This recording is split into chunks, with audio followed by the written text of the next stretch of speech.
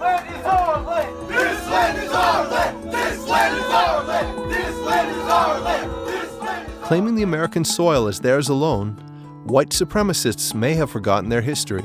Their ancestors, Anglo Saxons, were once the outsiders. Ordinary Americans should have been taught this in high school, but white supremacism is prevailing in the United States anyway, a country which claims an ethos of equality. A poll by the NBC and the Wall Street Journal found a majority of voters say American society is racist. 7 in 10 believe race relations in the U.S. are bad. According to the Southern Poverty Law Center, the United States has seen a 55% increase in hate groups during the Trump era. The institution attributes the increase to the president's rhetoric. But white supremacism was not invented overnight. What's its origin?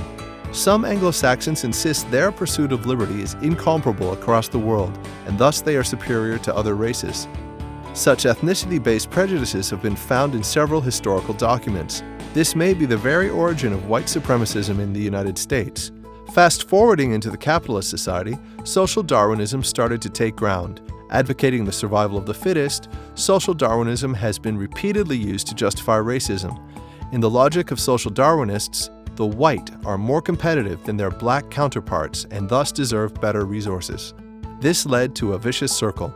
Social Darwinism grants the white better access to education, jobs, and thus more opportunities to climb on the ladder of social status.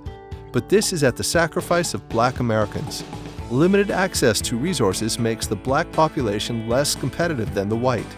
This, without suspense, reinforces social Darwinism over time. Might becomes right.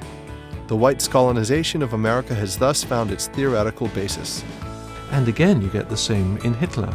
The idea that might is right, struggle for survival, that the pure race is the one that's going to survive and is going to conquer the world and so forth. So evolution has been used in that kind of way and abused. But I think politicians have seen it as an opportunity to justify their expansionist. To further justify their superiority, racists invented another theory called the white man's burden. Namely, white colonizers have the duty to care for non-white indigenous people. Under this theory, brutal colonization was glorified as a mission of civilization that would eventually benefit colonized natives. Ethnicity-based prejudice was packaged as a special gift for the non-white. Deep-rooted racism has thus prospered in American society. It's true that the U.S. has made strides in eliminating white supremacy in modern times, but realistic challenges in this period have instigated the whites' hostility against other ethnic groups. According to the U.S. Census Bureau, all racial minorities are growing faster than whites. The country is on its way to becoming predominantly non-white. Beyond question, this raised the anxiety level of white Americans.